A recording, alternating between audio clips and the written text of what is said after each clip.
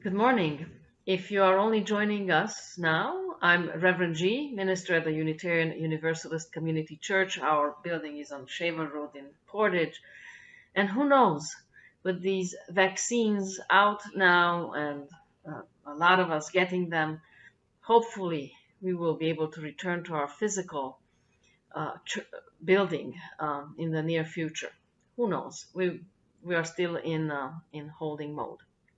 But nonetheless, thank you for joining us today on Facebook Live and on via Zoom.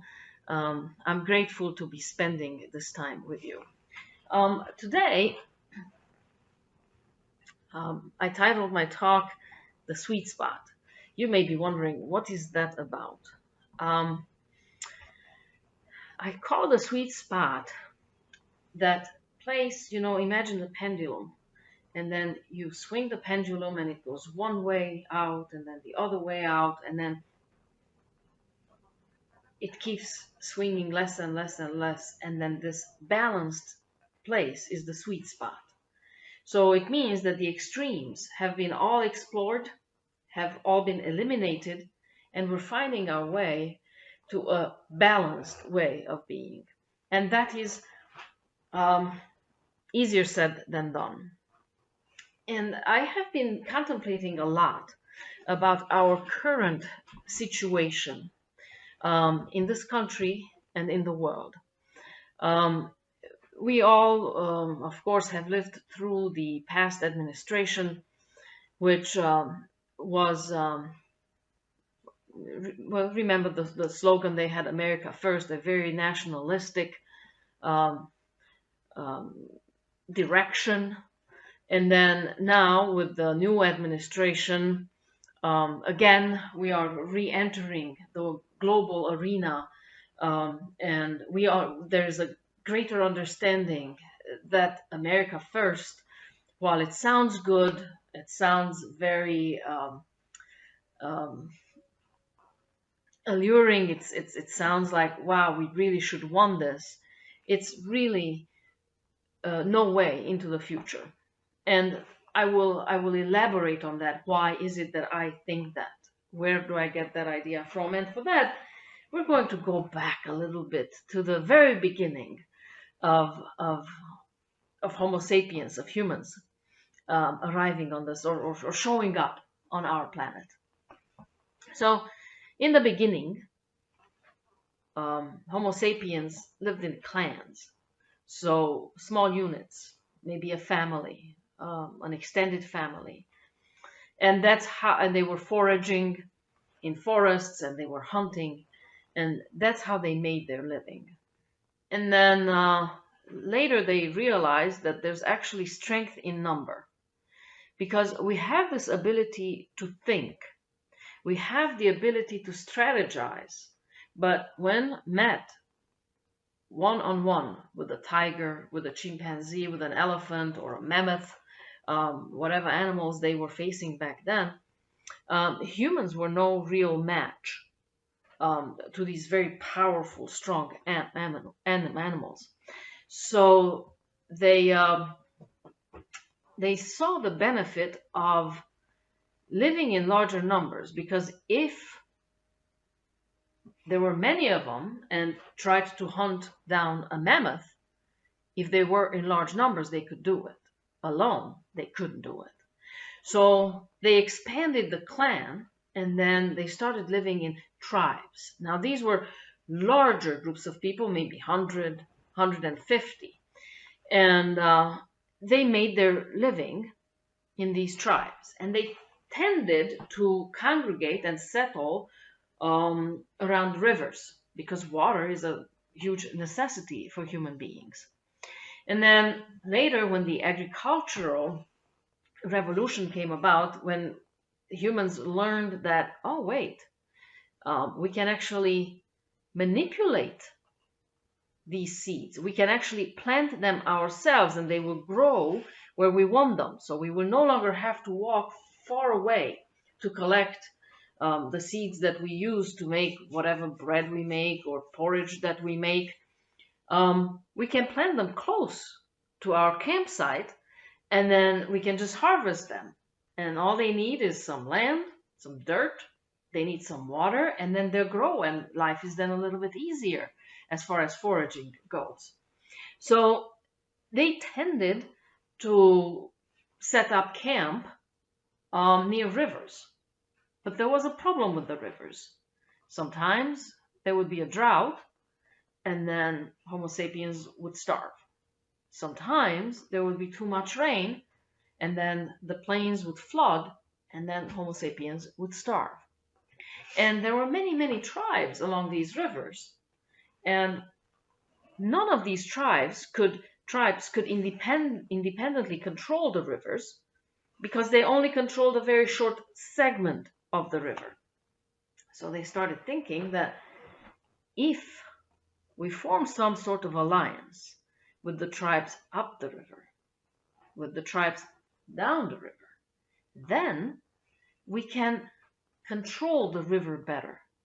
And then we can make some changes here that would mitigate both the drought and the floods. So that's what happened. Homo sapiens came together, the tribes came together, and they began negotiating. And eventually, nations were formed. They weren't formed because that was meant to be. They were formed because these tribes realized after a while, and of course it took a long, long time to realize it, to make that shift in consciousness that us alone are not enough. We need to form a nation.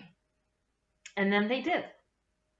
So now nations were able to control a much larger segment of the river, and that created more positive outcome for their agricultural needs as well as the safety of living near a river. So what are the dangers that we are facing today? Well, of course, climate change, which impacts the entire globe. There's this technological advancement, computerization, robots. Robots are going to enter, they already have entered our existence, but what's coming, probably you and I, simple people, I take that back. Simple people. I can't even fathom what is coming, how much robotization is our future holding, how much our world is going to change in 20 to 30 years when trucks will be driven by robots. Cars, there will no longer be need for drivers. Probably robots will make our clothing. There will no longer be needed that cheap labor in Bangladesh, in those parts of the country. They will no longer be needed. So what's going to happen then? This is a serious problem, and it is a global problem, this technological advancement. So these problems, because they're global problems, need global solutions. Today's nations are yesterday's tribes. And this is where we find ourselves right now. That we realize that global warming, no nation alone can tackle it. Even if there is a country who does everything right to fight global warming, they cut their emissions to zero, but all the other countries make no changes, the one nation that made the changes will still pay the price. So a global problem requires a global solution. Today's nations are yesterday's tribes. Now, why is it then? I found this very fascinating, so I've been thinking about it. Why is it that no liberal or liberal socialist party denies climate change and global warming.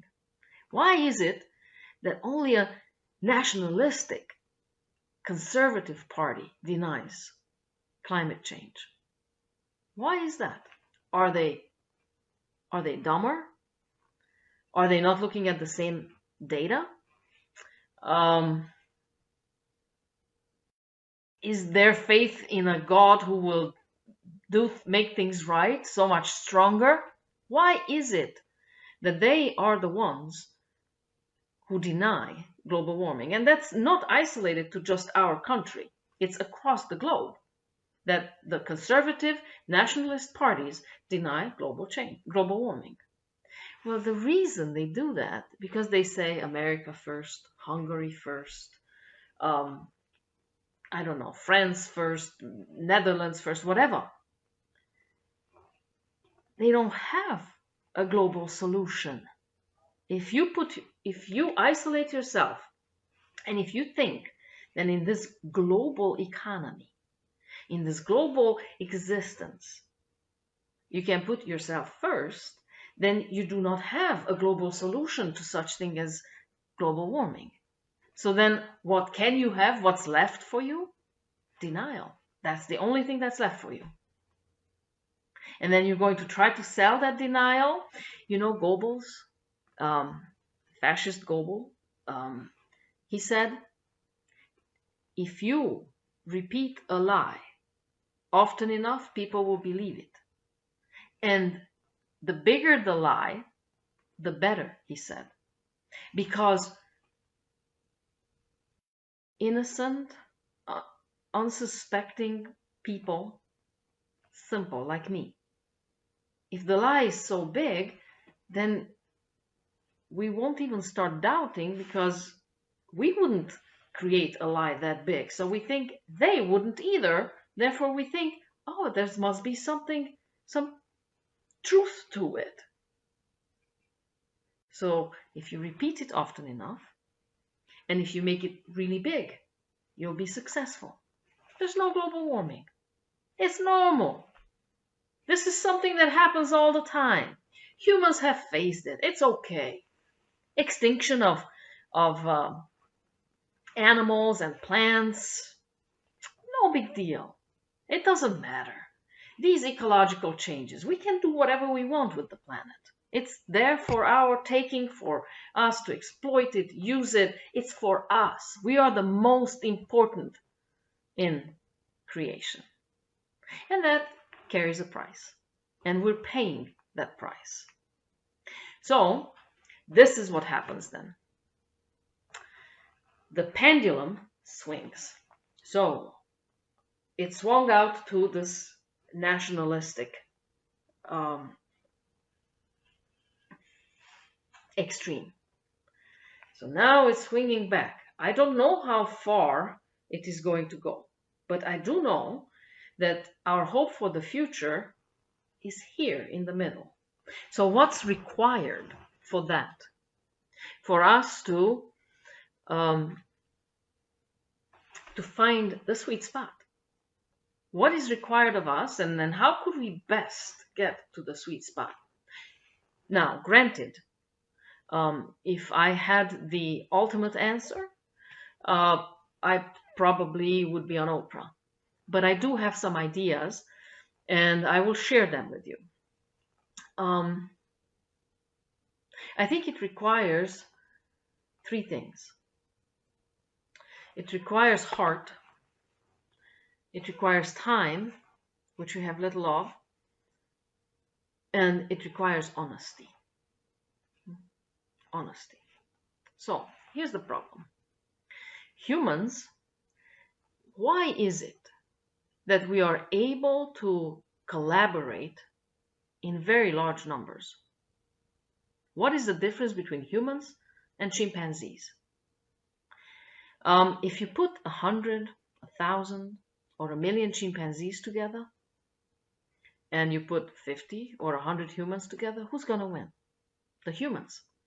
Because the humans are able to collaborate and strategize together. The chimpanzees cannot do that. And the reason they cannot do that, because the chimpanzees are not capable of fiction. And I got this insight from Yuval Harari. He wrote a book called Homo sapiens. And I thought, oh wow, what an amazing point. Chimpanzees are not capable of creating stories and believing stories. We humans are. If you come to a chimpanzee and say, look, give me your banana. And if you give me your banana, then when you die, you will go to heaven and you will have 10,000 bananas. A chimpanzee will not give you his banana or her banana. Say like, go away. Banana now, in hand, truth. Banana promised tomorrow, who knows? I'm eating my banana. A human being? Absolutely. A human being can be controlled with stories. We can tell a human being that, give me your money now, because your real treasure is in heaven. And the human being will believe that. A human being will even drink the Kool-Aid, which has cyanide in it, believing that once they drink it, the promised land is worth it. But because of this capability of ours to believe and to create stories, we can collaborate. Therefore, the stories we tell must be honest. Human beings are willing to believe anything, be it true or not true. It is incumbent upon us to check and double check that the stories that we tell are true and honest. We also have to take a look at our traditions. Are our traditions honest, truthful, and do they support life? And in case you're wondering, but how do we do that? What is the ultimate litmus test? I'm going to say suffering. If any tradition causes suffering, it must be done away with. Now, of course, this also can be confusing. Because, you see, if you discriminate against, say, a homosexual, a transgender, or someone of a different race, and they suffer, and you discriminate because your tradition, be it cultural or religious tradition, dictates so, then you can say, I have to do it because God said so. I have to discriminate because God said so. I have to discriminate because in my culture, that's just the way of it. And if we don't discriminate, then the culture suffers, God suffers. The culture cannot suffer. The culture has no feelings. The culture has no life. People create culture. Culture shapes people, but people create culture. So you must be honest to the core of your being and be willing to let go of that which causes suffering. And do not displace suffering where suffering cannot exist. And just because you put the God stamp on it, it doesn't mean that it is so. Honesty. We must be absolutely honest. And we have to be brave and courageous to look at all our belief systems, at our culture, and do away with that which doesn't serve us because it causes suffering to someone, to an animal, the planet, any form of life. I said the second thing, it takes honesty, time, and honesty, time, and heart. It takes time to look at all these belief systems. And I think that we have to really apply ourselves to it and begin. And do it as a community, because together we can accomplish more than we can accomplish alone. We have to allow for that time. And if we don't start the timer, then we keep pushing it out, and then it doesn't happen. It takes time. And then it takes heart. You see, very few people will end suffering because they reach the logical conclusion that suffering should end. If a logical conclusion, or if a logical argument would be able to end suffering, suffering would not exist on this planet anymore.